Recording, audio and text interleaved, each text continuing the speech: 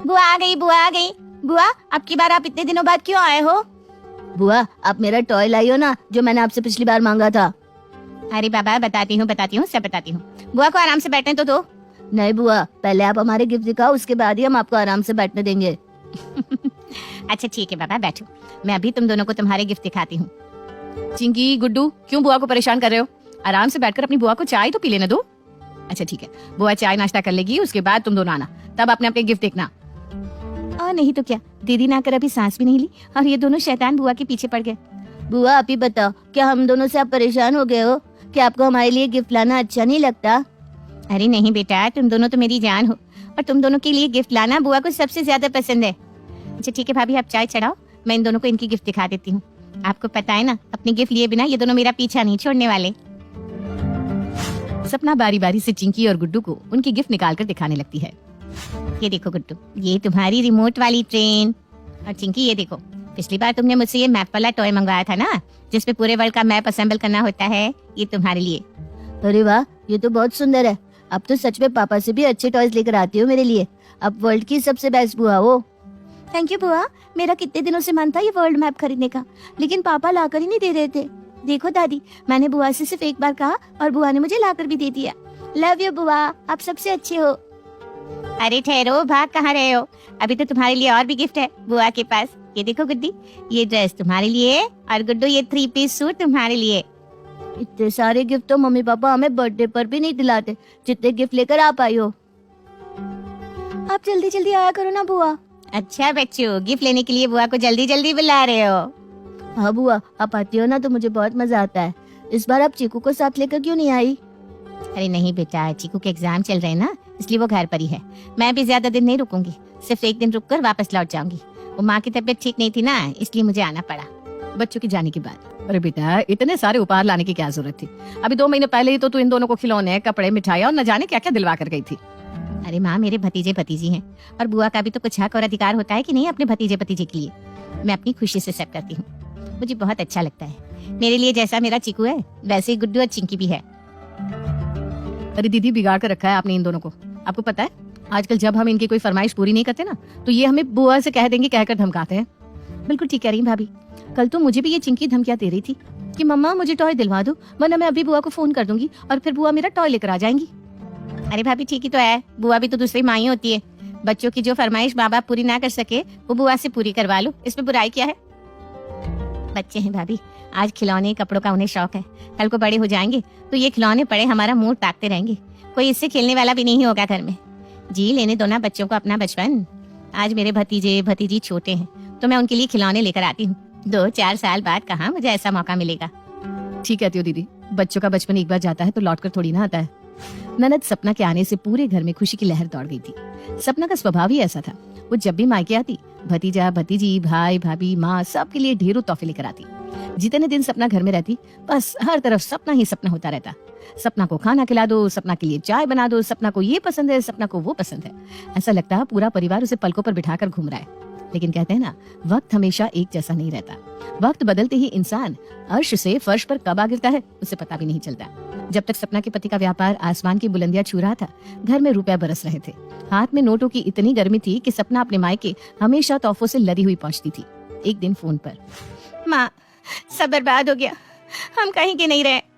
अरे बेटा, रो क्यों रही है? क्या हो गया? खुलकर बता, मेरा तो जी घबरा रहा है बेटा। क्या बताऊँ माँ, मेरा तो दिमाग ही काम नहीं कर रहा, समझ में नहीं आता अब क्या होगा। अरे बेटा, तू बताएगी भी या बस पहेलियां ही बुझाती रहेगी? माँ, इनके छोटे भाई ने सब कुछ धोखे से अपने नाम कर लिया, घर बिजनेस गाड़ी कुछ नहीं बचा, सब ले गया वो चालबाज और हमें सड़कों पर लाकर खड़ा कर दिया। कैसी बात करिए बेटा, इतनी बड़ी बात हो गई और दामाजी को भनक भी नहीं लगी? क्या बताऊँ माँ, इनका स्वभाव तो आप जानती हैं, और अपने सगे भाई पर कौन शक करता है।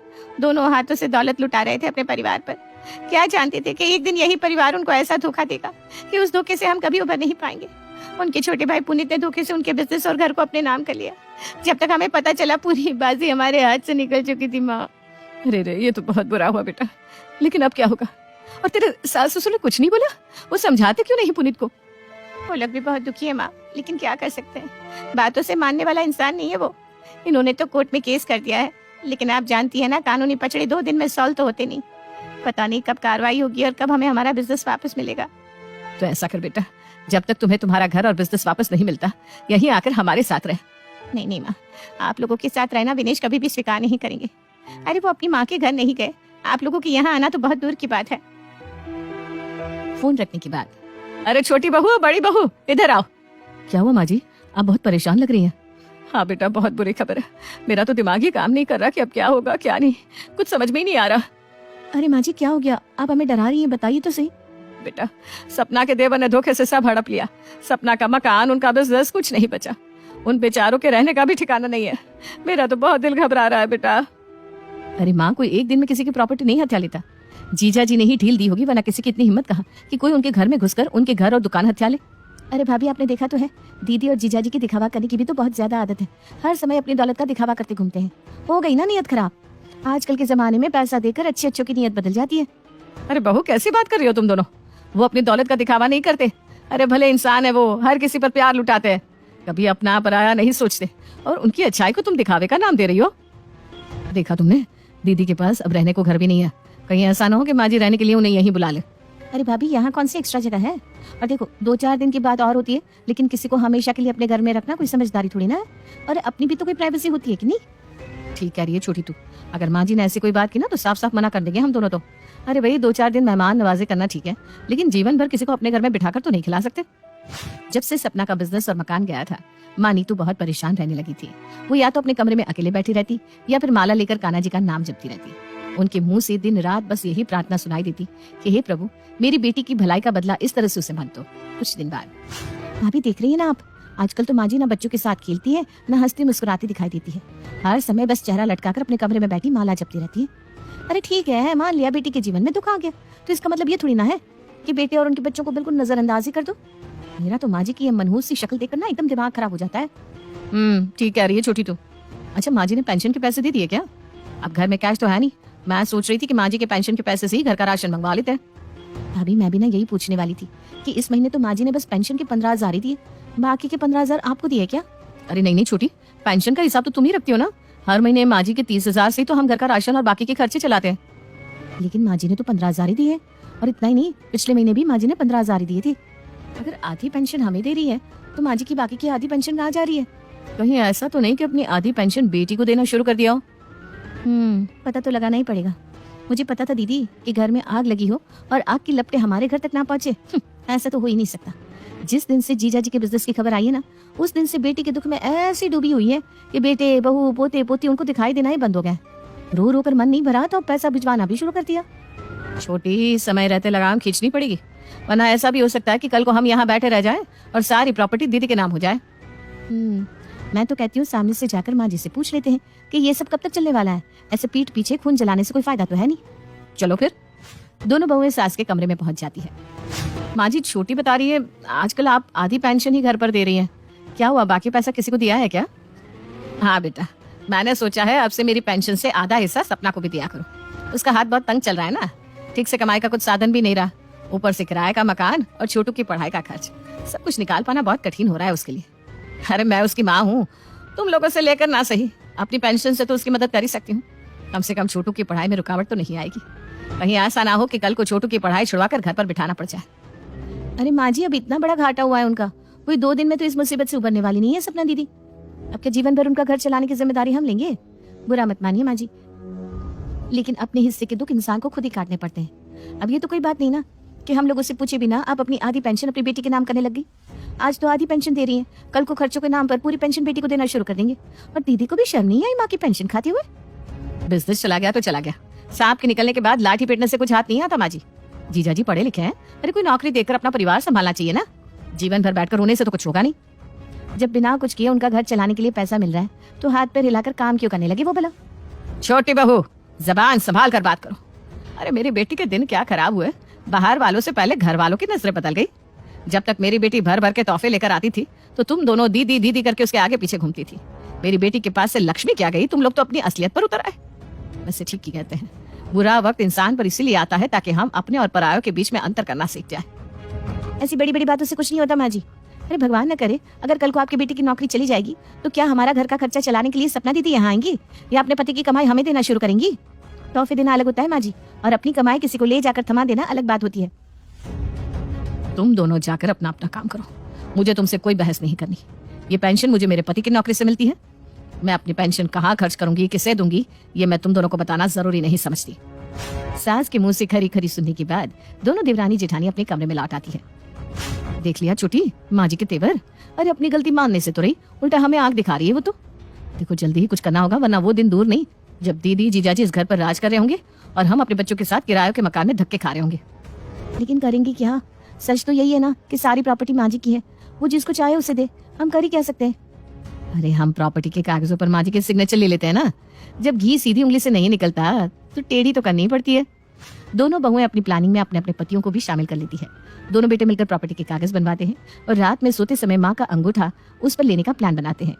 आधी रात के बाद चलो चुपचाप माँ के कमरे में चलते हैं, अब तक तो माँ गहरी नींद में सो गई होगी।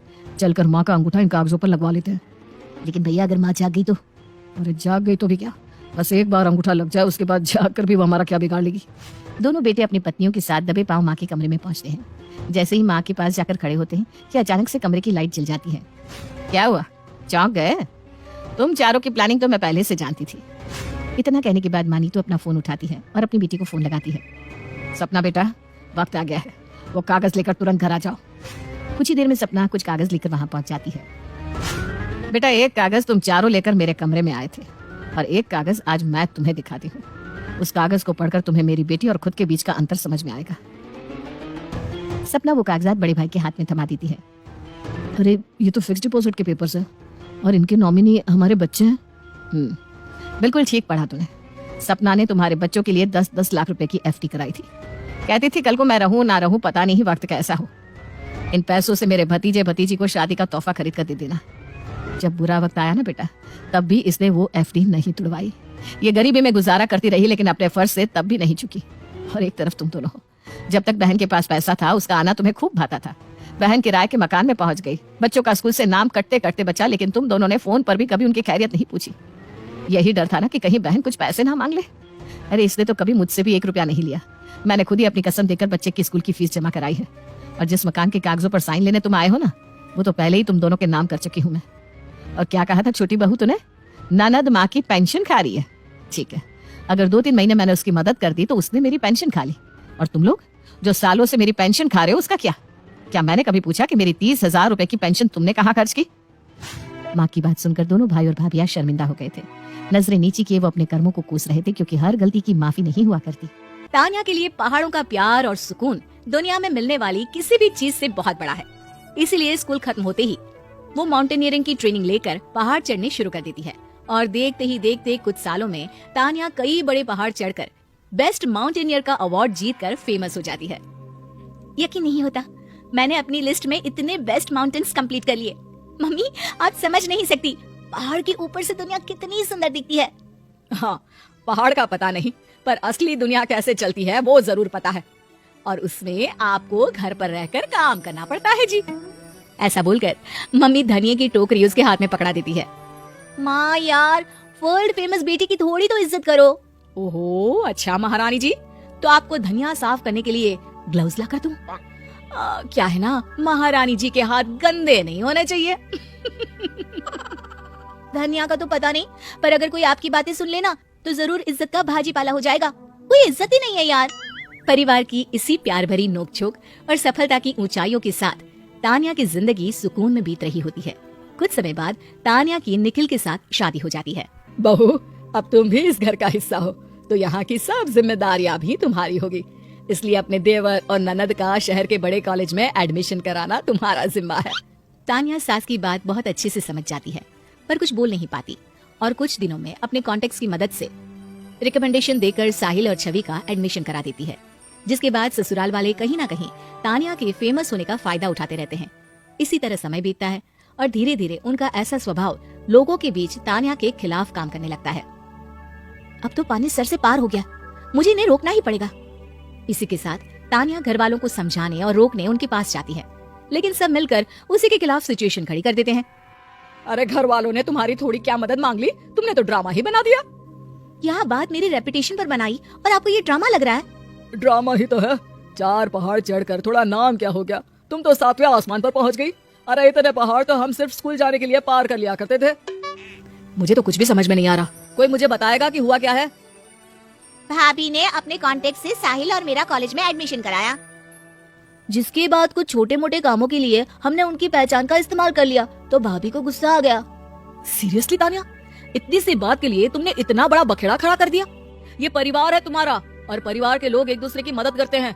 अगली बार मुझे ऐसा कुछ सुनने को ना मिले। इसी तरह दिन बीतने लगते हैं जिसमें घर वाले बहू को सबक सिखाने के लिए हर तरह से उसका बॉयकॉट कर उससे बात करना या उसके हाथों से कुछ भी बना खाना बंद कर देते हैं, जिससे पूरे घर में तनाव का माहौल बन जाता है। ये सब तुम्हारी वजह से हो रहा है। अगर तुमने इसे ठीक नहीं किया तो मुझसे बुरा कोई नहीं होगा। कुछ भी करो पर मुझे जल्दी से जल्दी घर का माहौल पहले जैसा चाहिए। इस घर को तो एक्टिंग ज्वाइन कर लेनी चाहिए, कसम से। बेस्ट एक्टर और बेस्ट विलन के सारे अवार्ड्स एक ही घर में आएंगे। चल तानिया, लग जा काम पर। अब दिन पर दिन बीतने लगते हैं जिसमें तानिया घर वालों का मूड पहले जैसा करने की बहुत कोशिश करती है, पर सब कुछ फेल हो जाता है, जिस वजह से अब निखिल भी तानिया से बात करना बंद कर देता है। एक शाम तानिया के पास फोन आता है और वो खुशी से भागते हुए हॉल में बैठे सब घर वालों के पास जाती है। मेरे पास आप सब लोगों के लिए एक खुशखबरी है। क्या मैं दादी बनने वाली हूँ? अब नहीं, फिर मुझे कुछ नहीं सुनना। चाहो या ना चाहो सुनना तो पड़ेगा। इस पर किसी की फिक्र किए बिना तानिया सब कुछ बोलना शुरू करती है और उसकी बात सुन पूरा परिवार हैरान रह जाता है। तुमने पहाड़ चढ़ना बच्चों का खेल समझ रखा है क्या, जो कोई भी मुंह उठाकर पहाड़ चढ़ लेगा? लेकिन पापा जी, आपने तो बचपन में सिर्फ स्कूल जाने के लिए 4-4 पहाड़ पार किए हैं। बहू की बात से ससुर चुप हो जाते हैं, पर बाकी परिवार वाले बोलना शुरू करते हैं, जिन्हें समझाते हुए तानिया ट्रेनिंग से लेकर पहाड़ चढ़ने के एक्सपीरियंस हर चीज के बारे में समझाती है। वाओ भाभी, एक ही बार में पूरे परिवार को मार शांति से अपनी जिंदगी बिताने का क्या बढ़िया प्लान बनाया आपने। हम लो रेंज के पहाड़ पर जा रहे हैं जहाँ मरने का कोई खतरा नहीं है, और मैं सबको वहाँ इसलिए लेकर जाना चाहती हूँ क्योंकि वहाँ एक्सट्रीम सिचुएशन में फैमिली की अंडरस्टैंडिंग और बॉन्डिंग बनेगी और नए एक्सपीरियंस के साथ ही पहचान भी मिलेगी। पहचान कैसे?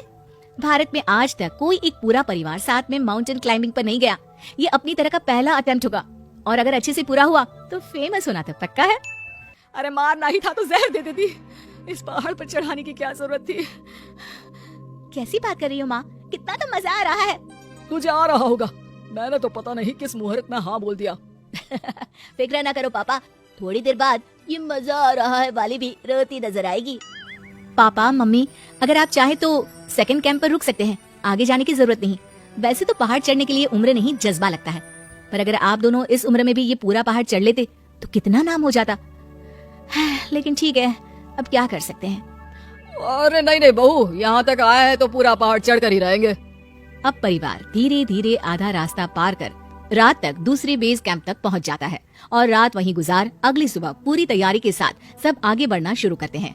भाभी आई एम सॉरी, हमने आपको सच में बहुत अंडर एस्टिमेट किया। सोचा बस पहाड़ चढ़कर ही तो नाम कमाया है, कौन सी बड़ी बात है, लेकिन हम बहुत गलत थे। हाँ बहू, तू सच में बहुत हिम्मत वाली है और किसी को हक नहीं कि तेरा इतना मेहनत से कमाया नाम बेवजह खराब करे। इसी के साथ पूरा परिवार अपनी सोच और स्वभाव के लिए तानिया से माफी मांगता है। वैसे मैं आप सबको अपने काम की अहमियत और मेहनत समझाने के लिए ही यहाँ लेकर आई थी, पर अब परिवार के साथ ट्रैक का मजा आ रहा है। चलो सबको दिखाते हैं कि फन एक्टिविटीज सिर्फ दोस्तों के साथ ही नहीं, परिवार के साथ भी हो सकती है।